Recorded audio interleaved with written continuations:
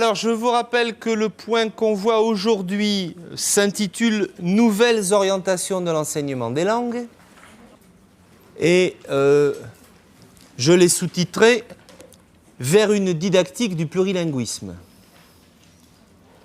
Alors, cet intitulé « Didactique du plurilinguisme » est un intitulé récent, qui peut être un petit peu étonnant, donc on va essayer d'expliquer ça.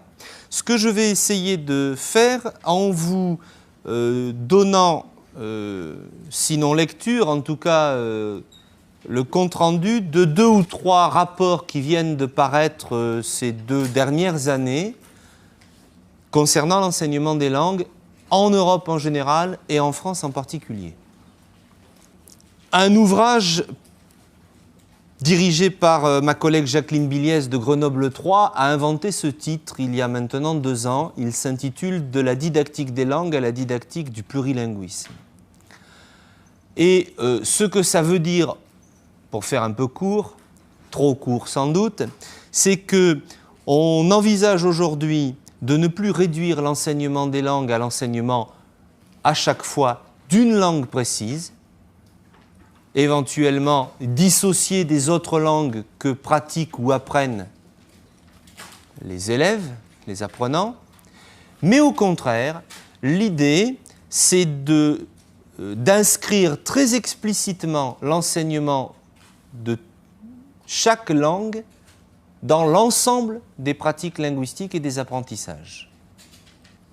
Que les gens n'apprennent pas à parler le français ou l'anglais ou l'arabe ou l'Aoussa, mais qu'ils apprennent à être plurilingues. Et donc à se construire un répertoire langagier dans lequel il y a plusieurs langues. Alors ça fait écho à un principe important que j'ai souvent prononcé devant vous, c'est l'idée que les bilingues ne sont pas des doubles monolingues, que les plurilingues ne sont pas des gens qui juxtaposent des langues étanches les unes aux autres dans leur tête, mais des gens qui articulent tout ça. Et donc que les sociétés qui sont bilingues ou plurilingues sont des sociétés dans lesquelles les usages des langues sont mélangés, articulés, organisés les uns par rapport aux autres. L'idée, c'est de transposer ça à l'enseignement des langues en se disant, puisque les plurilingues, puisque les sociétés plurilingues pratiquent le plurilinguisme de cette façon, on va en faire l'objectif de l'apprentissage et on va en faire l'objet de l'apprentissage. Donc on ne va pas enseigner une langue, on va enseigner le plurilinguisme. Ça, c'est une orientation qui apparaît depuis 2 ou 3 ans seulement, qui est issue des réflexions des décennies précédentes et qui fait une certaine place très cohérente à quelque chose que vous connaissez déjà, qu'on a déjà cité, qu'on a vu dans des méthodes, qui est l'approche interculturelle. L'approche interculturelle, c'est, je vous rappelle, ce qui, sur le plan des aspects culturels, privilégie la rencontre, l'intertolérance, l'acceptation de l'altérité, les mélanges, les métissages des cultures et des identités. On va essayer d'envisager la même chose sur le volet linguistique de l'enseignement des langues et des cultures. Alors, les documents que je vais vous citer sont des rapports établis soit par des chercheurs, soit par des décideurs à propos de la situation actuelle de l'enseignement des langues en Europe ou en France et aboutissant à des propositions très concrètes et très précises que je vais vous citer pour que vous voyez quelles sont les directions qui sont prises, sur quelle base vont se construire les méthodologies les plus innovantes, les plus actuelles concernant l'enseignement, alors non plus des langues en tant que telles, ni même des langues et des cultures, ce qui est déjà un gros progrès, mais du plurilinguisme interculturel.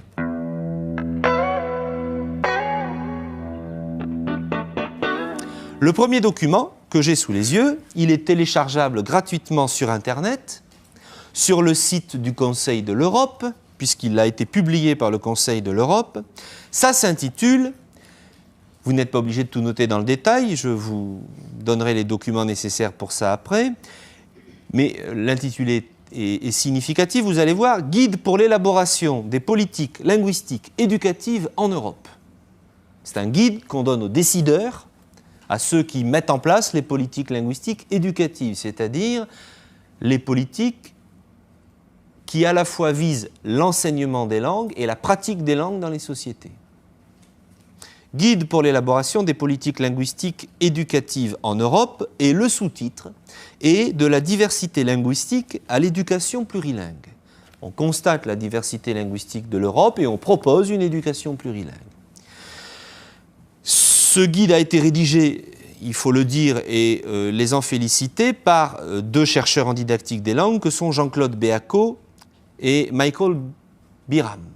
C'est pareil, je vous donnerai les références précises. La version complète que j'ai sous les yeux, sa première édition date d'avril 2003. Donc vous voyez, c'est quelque chose qui est très récent puisque c'est disponible depuis 1 an à peine. Alors, je vais d'une part vous donner quelques éléments sur la structure de ce guide, que vous pourrez lire dans le détail si vous en avez envie, ou éventuellement dont vous pourrez lire une synthèse qui est aussi disponible sur le site du Conseil de l'Europe. Donc, des éléments du plan pour que vous voyez comment c'est structuré, et puis on ira regarder un peu plus dans le détail un certain nombre des affirmations qui sont proposées. Alors, éléments du plan. D'abord, les auteurs font un constat. Quelle est la situation des langues? Quelles sont les politiques linguistiques dans les pays d'Europe? Petite précision, quand on parle du Conseil de l'Europe, ce n'est pas seulement l'Europe à 25, puisque c'est tout proche là, hein. C'est l'ensemble des États membres du Conseil de l'Europe qui sont plus nombreux que les États adhérents à l'Union européenne. Et donc, ce qu'ils constatent, c'est que dans la majorité des États, pas dans tous, les politiques linguistiques ont tendance à privilégier le monolinguisme. Et donc qu'elles ont créé une culture du monolinguisme, ce qu'ils appellent même une idéologie du monolinguisme. Le fait de croire que le monolinguisme est quelque chose de normal et peut-être même quelque chose de souhaitable. Le fait de croire que tout est plus simple quand on parle tous la même langue dans un État. Or, en fin de compte, on se rend compte que ça pose beaucoup plus de problèmes que ça n'en résout. Notamment du point de vue de l'enseignement, de l'apprentissage, de la pratique de langues diverses des gens, des populations qui vivent autour de nous. Et ce constat est vrai aussi pour des États qui sont réputés être favorables à la diversité linguistique, qui ont par exemple beaucoup de langues officielles. Mais en fin de compte, dans ces États-là, comme la Belgique, comme la Suisse, le plurilinguisme n'est qu'une juxtaposition de monolinguisme. On parle une langue, c'est la langue officielle de la partie du pays où on vit, et on fait tout pour que tout fonctionne dans cette langue-là. Il est même, dans un certain nombre de ces États, pourtant plurilingues, interdit aux enfants d'être scolarisés dans d'autres langues que la langue de la partie du pays où ils sont. Vous êtes en Flandre, en Belgique, la scolarisation c'est en flamand, en néerlandais. Pas question de mélanger du français chez les Flamands ni du flamand chez les Français. Vous êtes en Suisse alémanique, la langue de scolarisation, la langue publique, c'est l'allemand ou le suisse allemand. Et il n'est pas question d'y développer de l'enseignement de l'italien, du français ou du romanche, que sont les 3 autres langues officielles de la Confédération helvétique. Donc même dans les États d'Europe qui sont plutôt plurilingues, la tendance, c'est quand même un plurilinguisme qui n'est qu'une juxtaposition de monolinguisme. Parfois, c'est un peu plus souple, mais c'est marginal.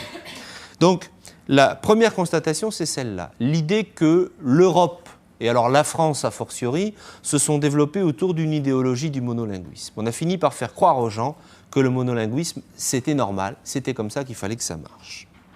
Ce qui va poser des problèmes notamment sur le plan de la diffusion et de l'enseignement des langues, puisque dans une société qui considère que parler une seule langue, c'est normal, dire aux gens « oui, mais il faut quand même en apprendre d'autres », on ne peut plus se contenter d'en parler une seule, ça crée une fracture, ça crée une rupture. Les gens n'ont pas une culture du plurilinguisme, ils ont une espèce de crainte, d'inquiétude, de réticence peut-être même, vis-à-vis du plurilinguisme. La société française en est un très très bon exemple, hein, puisque vous savez que l'une des missions principales de l'éducation nationale en France a été depuis bientôt 30 ans qu'elle est laïque, gratuite et obligatoire, de faire en sorte que les Français deviennent monolingues. Ça a pris 130 ans et ce n'est pas tout à fait réussi. Et on en arrive un siècle et un petit peu plus tard à dire oui, ben, en fin de compte, il va peut-être falloir qu'on pense à ce que les gens apprennent très tôt une deuxième langue puis une troisième langue. Vous imaginez qu'on ne passe pas comme ça d'une société qui a promu le monolinguisme à une société qui se met à promouvoir le plurilinguisme. Dans la tête des gens, dans les habitudes, rien n'est fait pour les préparer à parler plusieurs langues. Donc il y a un problème culturel qui est lié aux habitudes, aux politiques, aux traditions des États-nations européens.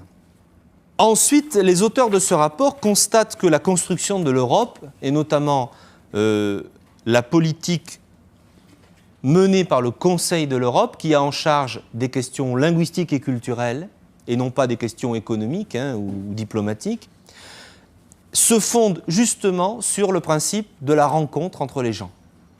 Et la rencontre entre les Européens et entre tous les gens qui vivent en Europe doit passer par le plurilinguisme.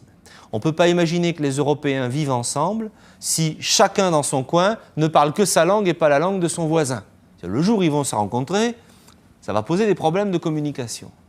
Donc, le principe fondateur, c'est les Européens doivent être formés à parler plusieurs langues. Sinon, ils ne pourront pas vivre ensemble, en tout cas mal. Et donc, ça érige en principe, en normalité, en objectif, le plurilinguisme, et non plus le monolinguisme. La diversité linguistique, et non pas l'homogénéité linguistique. Et on y reviendra avec le rapport qui suit, à l'intérieur même des langues. Parce que l'idéologie du monolinguisme va loin, puisqu'elle touche aussi chacune des langues qui est souvent perçue comme devant être homogène. Donc la France aussi est un très bon exemple, alors puisqu'on y est, gardons-le. Non seulement l'idéologie dominante, c'est en France on doit tous parler une langue et une seule, le français, mais on doit tous parler une langue et une seule, dans une seule variété, de la même façon. Le bon français, celui qu'on dit correct, celui qu'on prescrit de façon normative.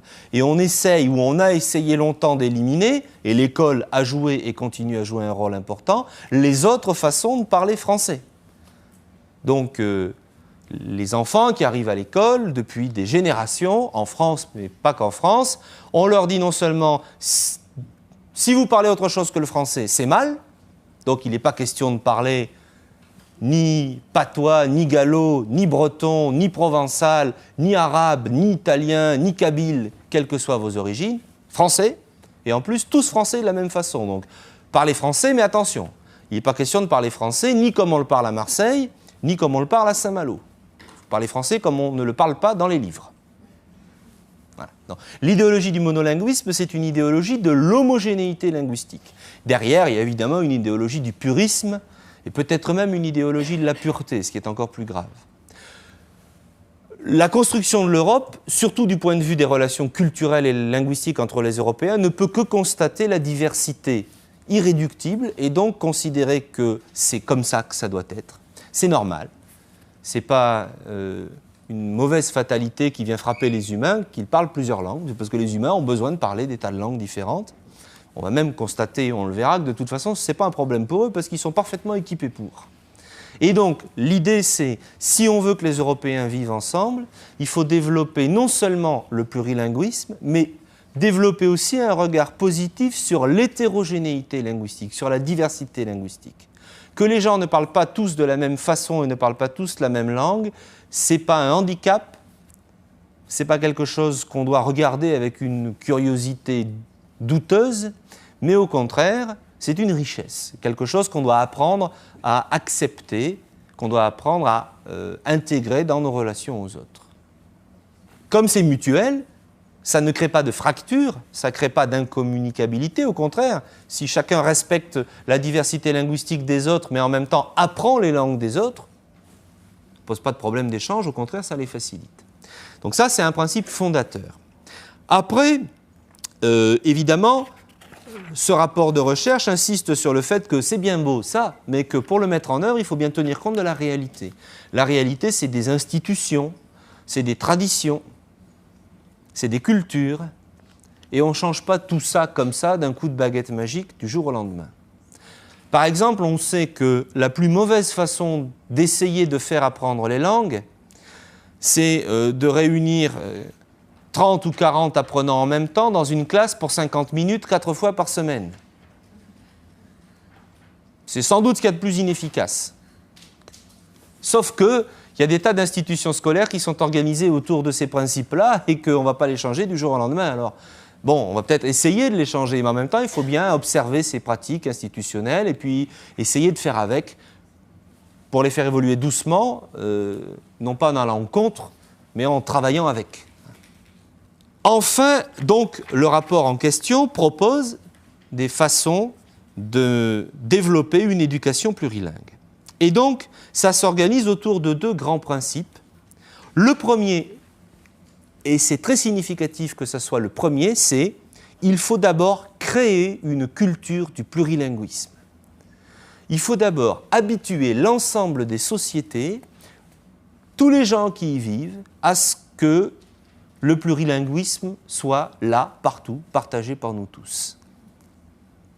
Alors non seulement dans la formation, c'est-à-dire l'idée qu'on ne peut plus se contenter d'une seule langue, qu'on ne peut plus se contenter d'une seule deuxième langue. Vous savez, le monolinguisme langue 2 qui frappe l'Europe de façon terrible. La France, encore une fois, est un bon exemple. Il y a d'abord le monolinguisme langue 1, c'est le français. Et puis ensuite, ah oui, non, si, c'est vrai, les petits Français, et peut-être même parfois les adultes, apprennent tous, ou presque tous, une autre langue. Sauf que c'est tous la même. Enfin, à 99%, dans leur cursus linguistique, ils apprennent tous l'anglais. Et donc, le monolinguisme va loin, puisque vous voyez que non seulement il essaye d'homogénéiser les langues à l'intérieur même des langues, mais il envisage même que l'enseignement des langues, ça soit un enseignement d'un deuxième monolinguisme. Donc il y a des flux énormes d'Européens, de jeunes Européens, qui apprennent l'anglais, et uniquement l'anglais. Alors, ça rend des services, mais ça pose aussi des problèmes, parce qu'évidemment, ça veut dire qu'il y a toutes sortes de relations entre Européens qui ne seront pas possibles, sauf à passer par une langue tierce, qui, évidemment, ne crée pas une relation aussi intime, aussi directe, aussi riche, y compris sur le plan interculturel, puisqu'on passe par une langue instrumentale qui n'est la langue véritablement vécue au quotidien par aucun des 2 interlocuteurs. Donc, sont en train de passer à la trappe en France, par exemple, en Europe en général, des langues européennes pourtant relativement importantes, comme par exemple, vous le savez bien, l'allemand ou l'italien. Il y a de moins en moins de gens qui apprennent l'allemand et l'italien en Europe. Or, vous prenez l'allemand, c'est quand même une langue parlée par énormément d'Européens, langue officielle de plusieurs États européens. Quel est le pourcentage de jeunes Français qui apprennent l'allemand en France? Extrêmement réduit. Vrai problème que ça pose.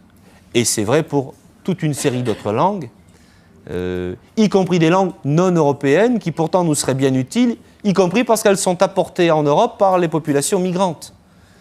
Combien y a-t-il d'Européens qui apprennent l'arabe et qui peuvent créer une relation, des échanges, une compréhension mutuelle avec les gens qui sont arabophones sur Terre? Et pourtant, il y a une partie de la population qui vit en Europe qui, à l'origine, est porteuse de cette langue-là. Mais vous savez ce qu'elle est en train de faire, cette population? Elle est en train d'abandonner sa langue d'origine. Et vous savez comme moi que alors la France, de ce point de vue-là, c'est les arabophones du Maghreb, les Maghrébins de la 2e ou de la 3e génération, pour l'immense majorité d'entre eux, évidemment en France devenus français comme tous les autres, ni plus ni moins, ils perdent aussi les langues d'origine, tout comme nous avons perdu le breton, le gallo, le provençal, l'italien ou le polonais pour les migrations du début du siècle. On est en train de perdre l'arabe aussi. Donc on perd du plurilinguisme et de la possibilité d'échange avec les autres. Donc, créer une culture du plurilinguisme, c'est important. C'est-à-dire faire en sorte qu'être plurilingue, ça soit normal, que les sociétés soient plurilingues. Qu'on ne puisse plus vivre en France, en Allemagne, en Grande-Bretagne, en ne voyant autour de soi à peu près que du français, de l'allemand ou de l'anglais. Mais qu'on puisse avoir accès à la radio, à la télé, dans les ouvrages, dans les spectacles, dans les rues, en entendant les gens parler à toutes sortes d'autres langues. Par exemple, quand les gens prennent le métro à Rennes, qu'ils ne se retournent pas quand ils entendent quelqu'un parler une autre langue que le français.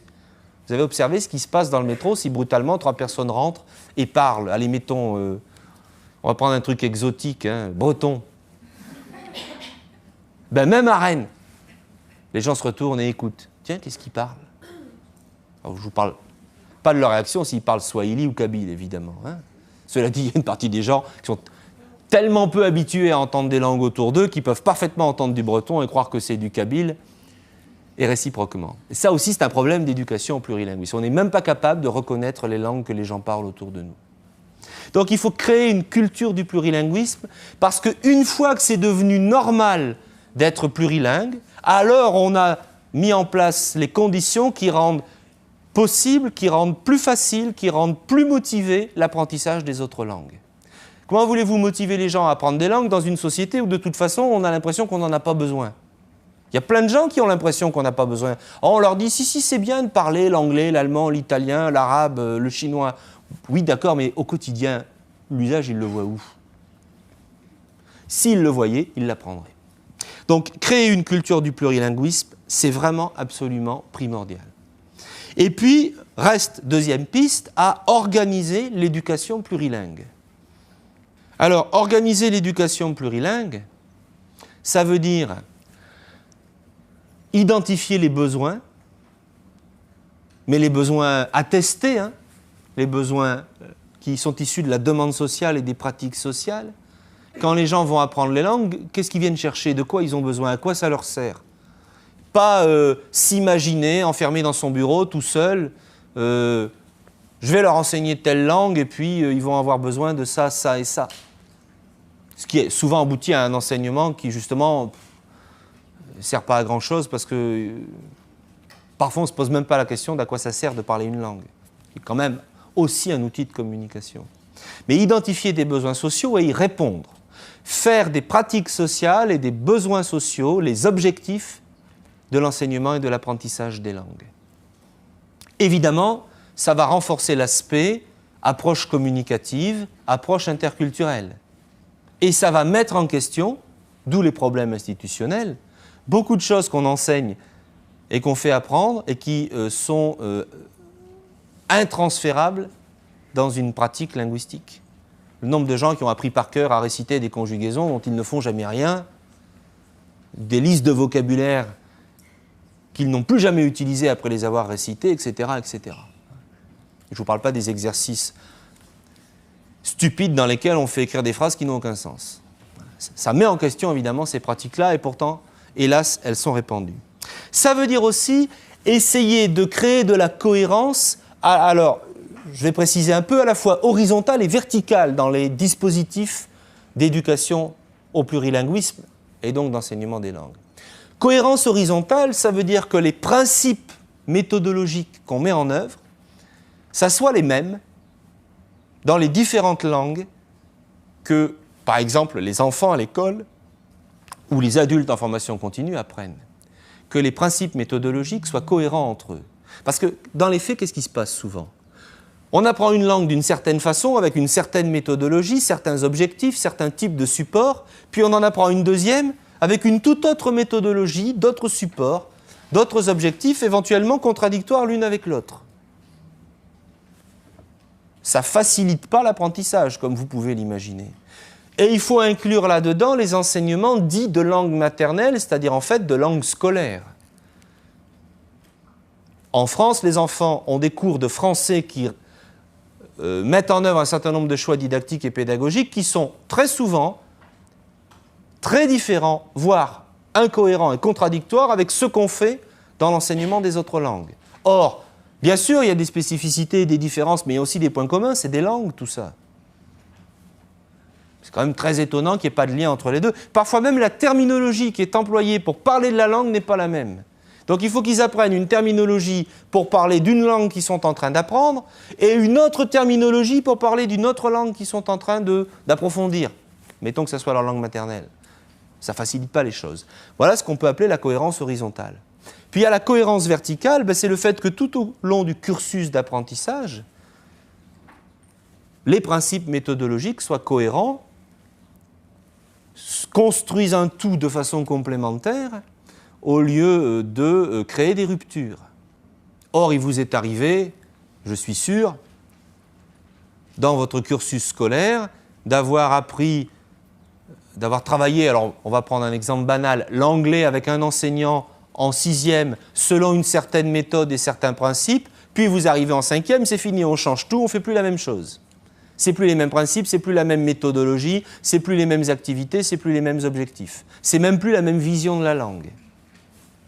Quand on a commencé à enseigner les langues vivantes à l'école primaire en France, il y a quelques années, c'est tout récent, avant que ça devienne obligatoire depuis 2002, il y a des élèves qui avaient une initiation à l'anglais en CE2, à l'allemand en CM1, et puis à rien en CM2, ou parfois à rien en CM1, puis ensuite à l'allemand en CM2, parce que ça dépendait des disponibilités, des compétences des enseignants. Enfin, qu'est-ce que vous voulez qu'ils construisent comme apprentissage ?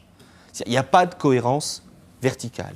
L'idée, c'est qu'il y ait une cohérence verticale, ça va quand même probablement favoriser les apprentissages. Et puis, et il termine par là, évidemment, susciter l'innovation pédagogique, enfin, c'est-à-dire,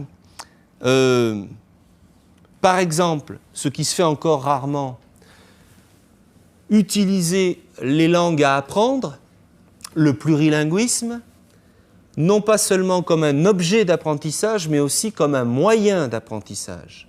C'est-à-dire qu'on apprenne les langues et l'usage de plusieurs langues aussi, en même temps qu'on fait des maths, de la gym, de l'histoire, des travaux manuels, qu'on apprend la mécanique automobile ou l'informatique. Évidemment, ça relève du principe immersif et c'est un principe efficace. Mais vous savez que pour l'instant, c'est très peu répandu. Donc l'innovation pédagogique de ce point de vue-là, l'innovation pédagogique en utilisant des cadres d'évaluation et des objectifs qui soient raisonnables et rationnels. Alors, ça fait évidemment écho à ce qu'on appelle le cadre européen commun de référence, qu'on verra ensemble la prochaine fois, qui a identifié des seuils de compétences, et donc dont les objectifs sont très modestes. Parce que l'un des problèmes de l'enseignement des langues, qui est l'une des causes de son inefficacité, c'est son degré d'exigence trop élevé. Le perfectionnisme démotive. En fin de compte, il empêche l'apprentissage au lieu de le favoriser.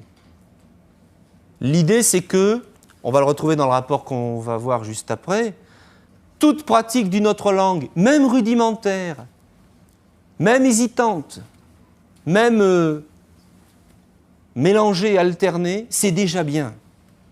Et qu'il faut avoir des visées avec des paliers qui soient très modestes.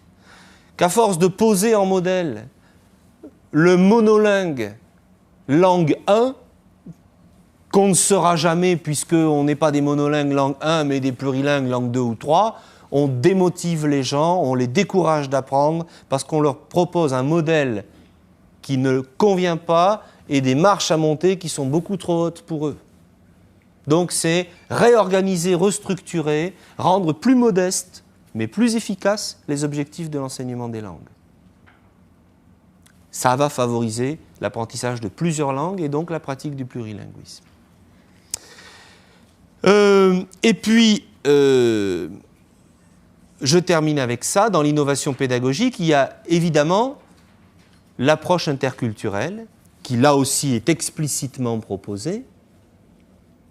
c'est-à-dire, au fond, centrer la pratique des langues sur la relation à l'autre, sur la rencontre avec l'autre, sur les modalités de la rencontre de l'autre. Ça veut dire, évidemment, adapter les enseignements et les apprentissages à chacun, aux besoins de chacun, aux préacquis des apprenants. Et non pas balancer un enseignement standard, le même pour tout le monde. C'est ça que ça veut dire. Donc, pratiquer un certain nombre de principes pédagogiques, comme par exemple celui de la pédagogie différenciée, celui de l'apprentissage autodirigé, celui des activités individualisées, en multipliant les supports et les configurations pédagogiques. Voilà ce que nous propose ce rapport, dont je vous conseille vivement la lecture par ailleurs, puisque vous êtes les enseignants qui vont développer l'éducation au plurilinguisme demain. J'aimerais autant que vous le fassiez dans cet esprit-là, dont on peut penser qu'il est mieux fondé et qu'il sera probablement plus efficace.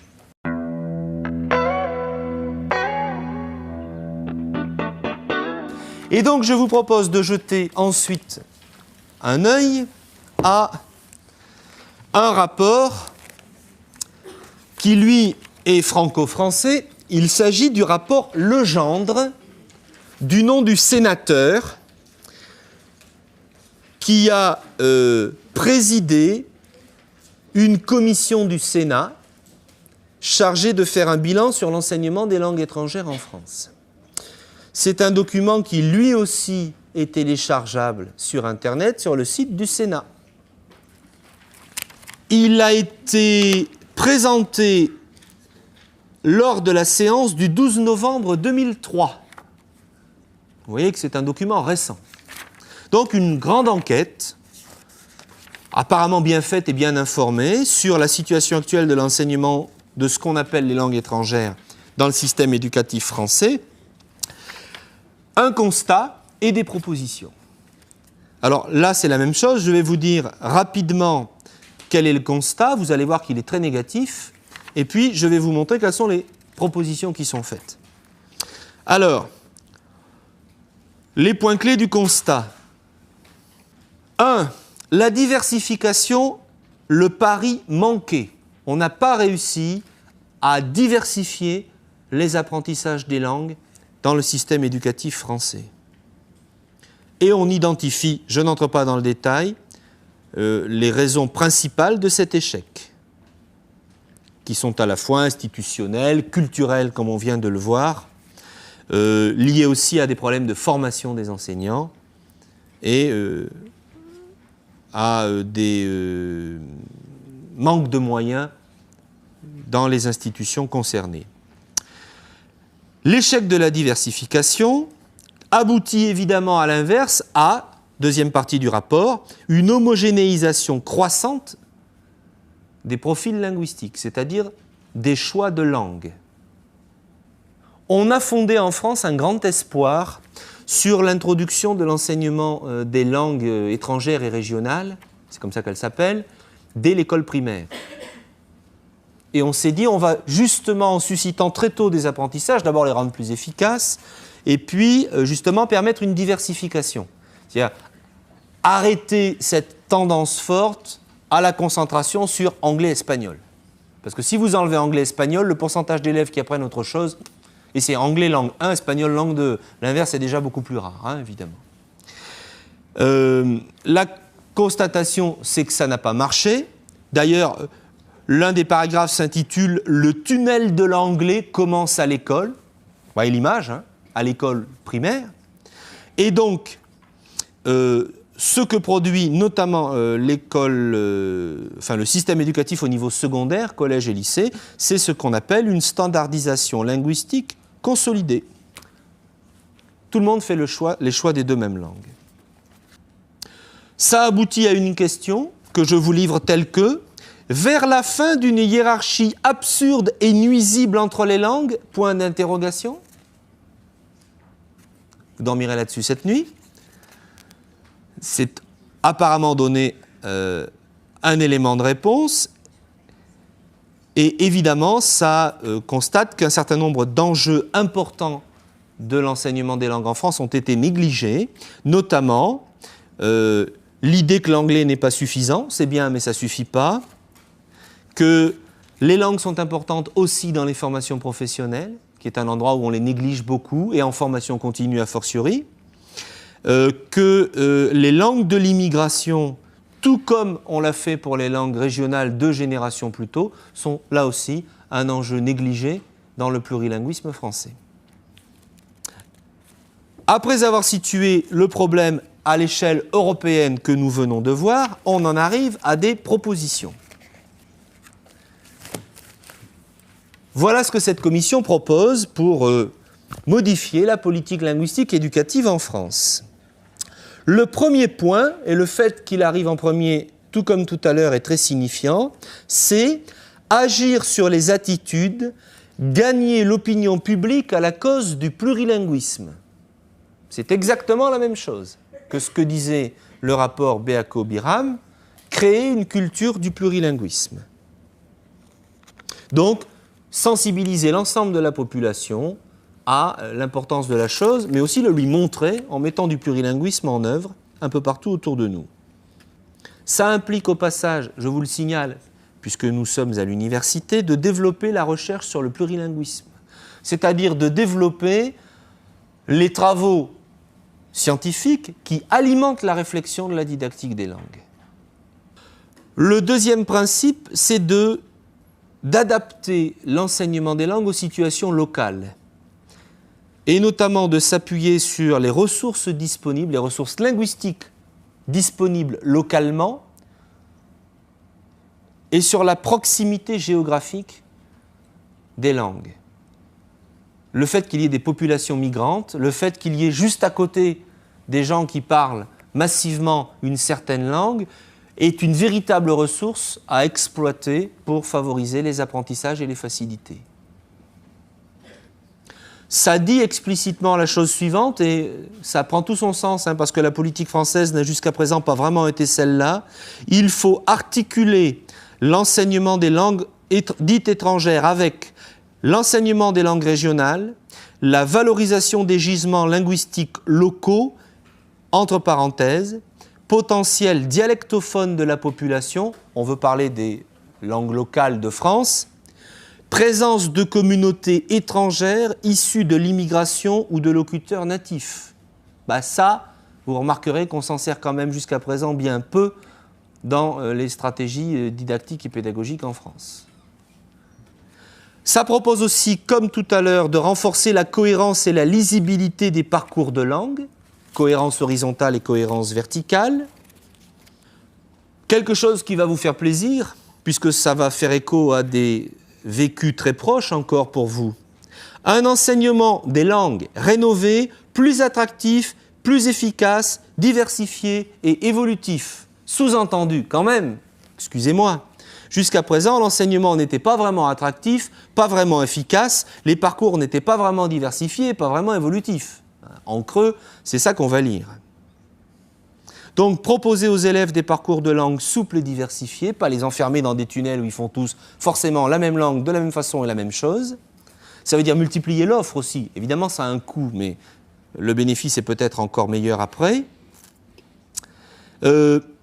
Organiser des groupes d'élèves autour de la définition d'objectifs à court terme, ciblés sur des compétences précises. La pédagogie différenciée dont on a parlé précédemment, c'est-à-dire pas le même enseignement massif plaqué à tout le monde. Doter chaque élève d'un carnet de route sur le modèle du portfolio européen des langues, on en parlera la prochaine fois, lui permettant de se fixer des repères lisibles dans son apprentissage et vis-à-vis de ses objectifs. Désenclaver les langues par la promotion et le développement de l'interdisciplinarité. Ça veut dire notamment utiliser la notion de langue moyen d'enseignement et moyen d'apprentissage, c'est-à-dire faire entrer les langues dans les apprentissages d'autres disciplines. On ne fait pas de l'anglais dans le cours d'anglais. On travaille le plurilinguisme dans l'ensemble de ce qu'on apprend à l'école. C'est ça l'idée. Faire sortir les langues des cours de langue. utiliser tous les supports qui permettent de faire vivre la langue autrement que de façon traditionnellement académique et scolaire. Alors pour cela, on propose par exemple, pour aider les élèves, de familiariser les enfants à la diversité des variétés linguistiques. Et là, vous retrouvez un point dont on parlera aussi bientôt, c'est la notion d'éveil au langage, qui est une piste didactique et pédagogique qui s'est très récemment développée aussi grâce au Conseil de l'Europe. C'est à l'idée d'éveiller chez les enfants très jeunes, dès l'école maternelle, leur ouverture à la diversité des langues. Et quand on dit diversité des langues, on veut dire le fait qu'il y ait plusieurs langues qui vivent autour d'eux, mais aussi le fait qu'à l'intérieur de chaque langue, il y a de la diversité. Ça cite d'ailleurs très précisément la méthode Eve-Lang d'éveil au plurilinguisme.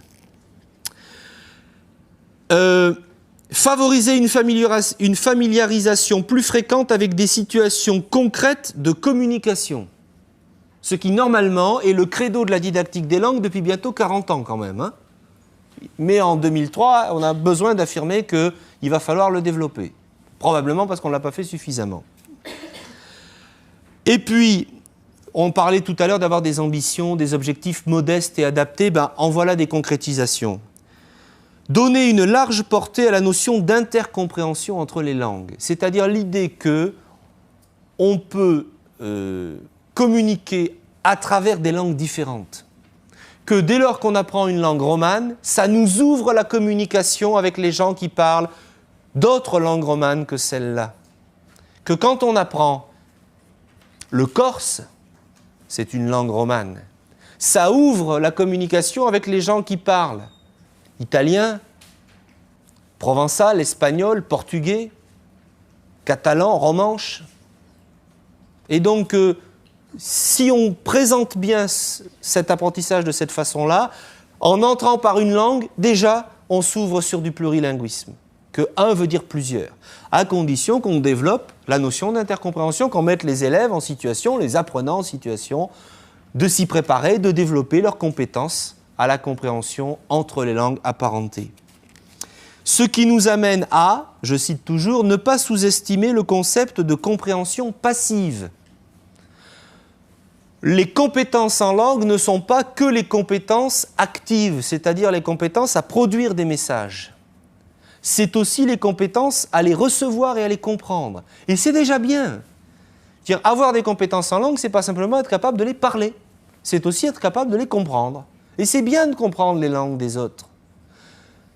Il est souvent plus facile de faire appel à sa compétence passive qu'à sa compétence active. Notre compétence passive est toujours plus grande que notre compétence passive, dans n'importe quelle langue, que notre compétence active, pardon. En clair, nous pouvons tous comprendre beaucoup plus de choses que nous pouvons dire. Alors, on peut imaginer des situations où chacun parle une langue dans laquelle il a une bonne compétence active qui est comprise de façon passive par son interlocuteur et donc on a des conversations en langue croisée. Ce que nous devons développer chez nos élèves, ce n'est pas simplement le fait de parler les langues qu'ils apprennent, c'est aussi et surtout de les comprendre.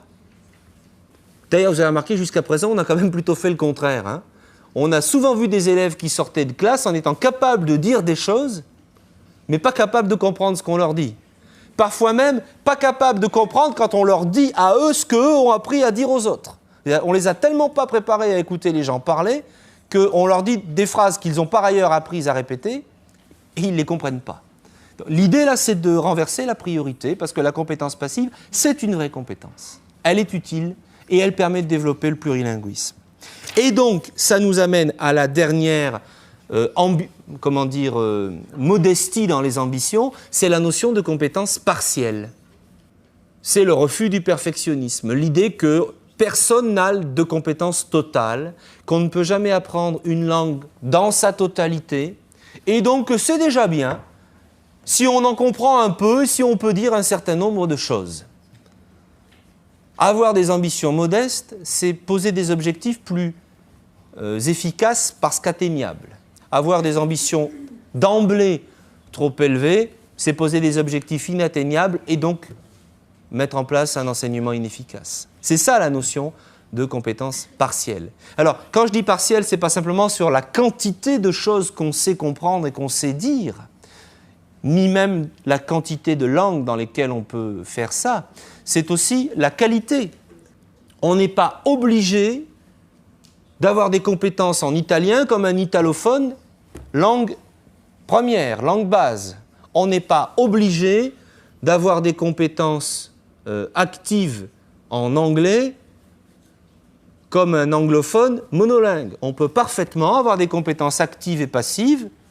Alors, prenons l'exemple des compétences actives, rudimentaires, partielles, dans la prononciation, dans la syntaxe, dans le vocabulaire, dans la façon dont on organise les messages. Si déjà ça permet de communiquer avec les autres, bravo. Il vaut mieux ça que ne pas communiquer du tout, simplement parce qu'on a peur de faire des fautes. La pire des choses, c'est de viser la compétence élevée qui nous empêche d'acquérir la compétence partielle. C'est ça l'idée. Donc, évidemment, ça nécessite beaucoup de changements à l'intérieur même de l'institution scolaire française, vous imaginez bien. Hein. Et je termine avec la dernière recommandation, mettre l'ouverture internationale et interculturelle au cœur de l'enseignement des langues. Aller au contact direct de l'autre doit être une priorité inscrite au cœur de l'enseignement des langues étrangères. C'est joliment dit quand même. Hein. Aller au contact direct de l'autre doit être une priorité inscrite au cœur de l'enseignement des langues étrangères. Avant tout, ce qu'on doit apprendre à faire quand on apprend les langues, c'est rencontrer les gens. Parce que les langues, ça sert quand même avant tout à ça. C'est pas réussir des exercices de grammaire. C'est pas rédiger des belles rédactions.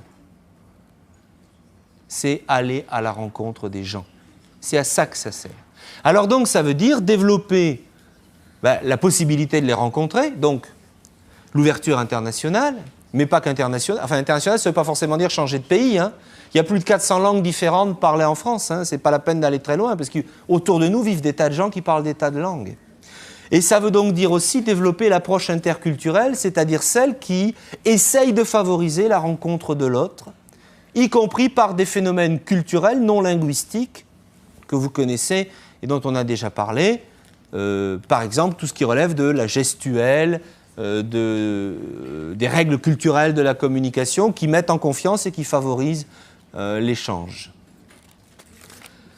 Vous voyez donc que, aussi bien au niveau des didacticiens qui travaillent pour le Conseil de l'Europe qu'au niveau d'une commission parlementaire qui est chargée de faire un audit sur le système éducatif, en gros, on est d'accord.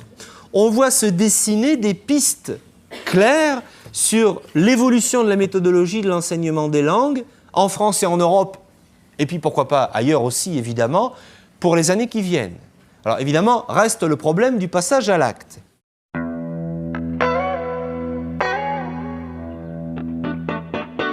Alors, le passage à l'acte, malgré tout, il est en train de se faire. Ça n'est pas tout ça que de belles utopies. Dans les principes méthodologiques, dans les institutions scolaires et même dans les méthodes, on voit ce genre de choses se développer petit à petit.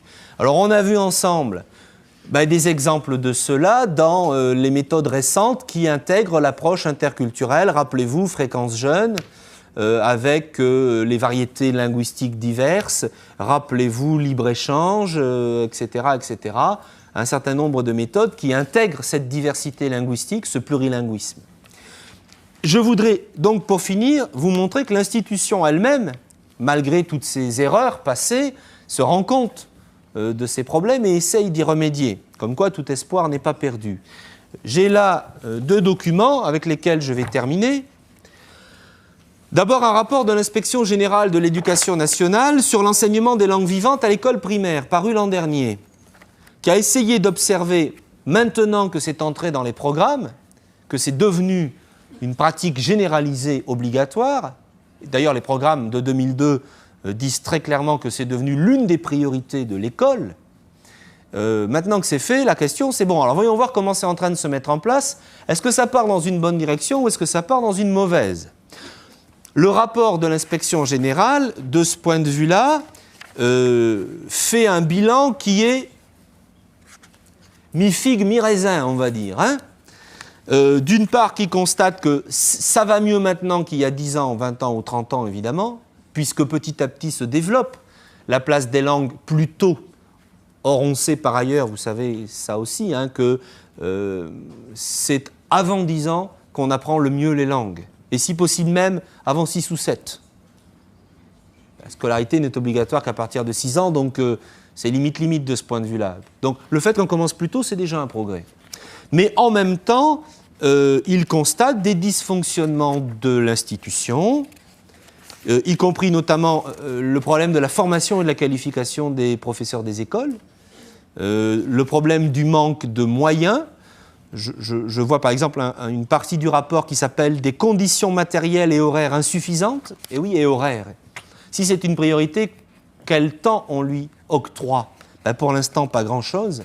Une intégration et un suivi insuffisants.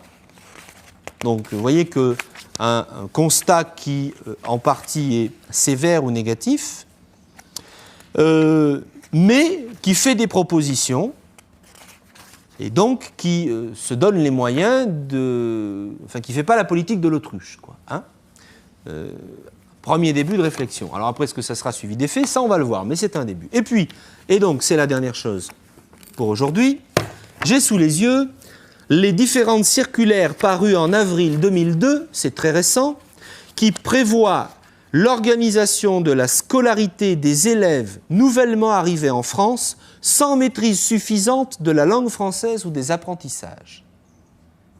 En clair, c'est ceux qu'on a appelés longtemps les primo-arrivants et qu'on appelle désormais les nouveaux arrivants, c'est-à-dire les jeunes en âge scolaire, donc entre 6 et 16 ans en France, qui arrivent sur le territoire français, qui sont soumis à l'obligation scolaire et qui soit ne parlent pas du tout français, ne maîtrisent pas le français, notamment le français scolaire, soit n'ont jamais été scolarisés, éventuellement même dans leur propre langue. Hein.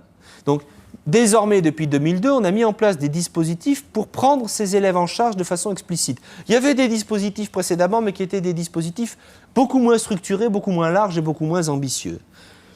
Or, vous voyez bien que là, on est dans la problématique du plurilinguisme. Il y a des gens qui arrivent porteurs d'autres langues, locuteurs d'autres langues, souvent de plusieurs, qui viennent, souvent ils l'espèrent de façon, sinon définitive, en tout cas sur le long terme, s'installer dans la société française. Donc on est dans la question du contact entre les langues. Alors, on met en place de nouvelles structures, on a créé des commissions académiques spécialisées pour évaluer leurs acquis, aider à les placer dans les classes, renverser les obstacles que l'institution oppose à la scolarisation de ces jeunes, y compris quand ils ont plus de 16 ans, qu'ils veulent aller au lycée et que les proviseurs de lycée disent « Ah, mais ils ont plus de 16 ans, c'est plus obligatoire, moi je veux pas de ça chez moi ».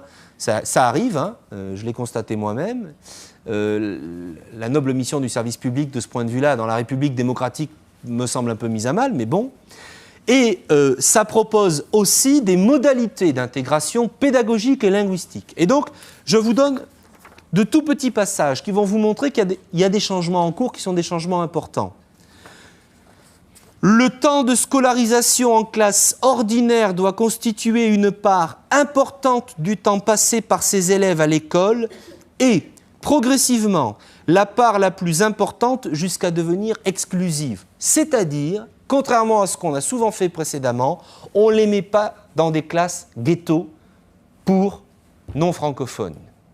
On les intègre au maximum avec les autres enfants ou les autres adolescents parce qu'on pense que c'est la meilleure façon de créer par ces échanges et par ces rencontres qui vont évidemment être plurilingues et interculturelles leur intégration linguistique et culturelle. Donc on ne les met pas à part. Et puis, autre citation, On encouragera pour ces élèves la poursuite de l'étude de leur première langue de scolarisation comme langue vivante 1 ou 2 en classe ordinaire ou dans le cadre des enseignements des langues et des cultures d'origine. On précise même, dans le second degré, tout élève peut bénéficier d'une inscription au Centre national d'enseignement à distance, le CNED, prise en charge par l'établissement, c'est l'école qui paye, ce n'est pas la famille, qui souvent d'ailleurs n'en a pas les moyens, si cette langue n'est pas enseignée dans l'établissement ou dans un établissement voisin. Ça veut dire qu'on encourage chez ces jeunes le maintien et le développement des langues qu'ils parlent déjà quand ils arrivent. Au lieu de dire maintenant tu es en France, tu vas parler français, ou comme on l'a fait à une époque de dire on va te maintenir ta langue d'origine parce que tu vas bien rentrer chez toi un de ces quatre. Ben oui, il y avait ça, c'était l'époque où on pensait qu'il allait y avoir des retours au pays, puis on s'est rendu compte statistiquement que les retours au pays, surtout pour les enfants, les parents et les grands-parents à la rigueur, mais non, ils étaient devenus français, ils vivaient en France et que leur vie était là, hein. Ça ne marchait pas. Ben non, on leur dit, vous allez devenir des plurilingues, développer votre plurilinguisme, vivre avec les autres, en français et avec vos langues. Et l'institution va même vous aider à garder vos langues. On va vous permettre de vous inscrire prioritairement dans les cours où on les enseigne. Et croyez-moi, ce n'est pas facile, hein, parce que quand vous voyez débarquer un réfugié, qu'est-ce qu'on va prendre en ce moment, argentin, ou qu'est-ce qu'on a en ce moment qui craint un peu en Amérique du Sud, là, colombien, tiens, qui arrive au lycée et qu'on inscrit en cours d'espagnol, vous imaginez la réaction des enseignants. Bah mais attends, il parle déjà espagnol, qu'est-ce qu'il vient faire dans ma classe à la rigueur, il est peut-être même plus à l'aise que moi. Bah oui, plus à l'aise que toi, c'est normal, on ne va pas t'en vouloir, on est tous comme ça, dans les langues qu'on a apprises. Hein. Il y a des réticences, mais non, les instructions officielles disent il faut les mettre là parce qu'il faut qu'ils continuent à cultiver leur langue et leur culture d'origine. Et s'il n'y en a pas dans l'école où ils sont, et s'il n'y en a pas dans les écoles aux alentours, on va leur payer l'inscription au CNED pour qu'ils puissent quand même, quand c'est possible et quand ça existe, par l'enseignement à distance, continuer à développer leur langue à eux. Vous voyez donc que malgré tout, là c'est récent, c'est 2002, il y a quand même un tournant qui est en train d'être pris vers quelque chose qui est un maintien du plurilinguisme ou un développement du plurilinguisme, au moins d'une partie de la population scolaire. Donc, les rapports dont on parlait précédemment ne sont pas que des vœux utopiques. En même temps, dans les faits, de façon beaucoup plus modeste, bien sûr, mais ça n'est qu'un début, j'espère, on est en train de s'orienter vers quelque chose qui va plutôt être une didactique du plurilinguisme et donc une didactique et une pédagogie des langues, on l'espère, surtout plus agréable et plus efficace, et donc créer un effet boule de neige qui va faire que, j'espère, nos enfants, et probablement plus les vôtres que les miens, bénéficieront de quelque chose qui favorisera la rencontre entre les humains, parce que c'est quand même ça qui nous intéresse au final, que les gens se rencontrent, se parlent, se comprennent, s'acceptent et aient du bonheur à vivre ensemble. Sur ce, à la prochaine fois.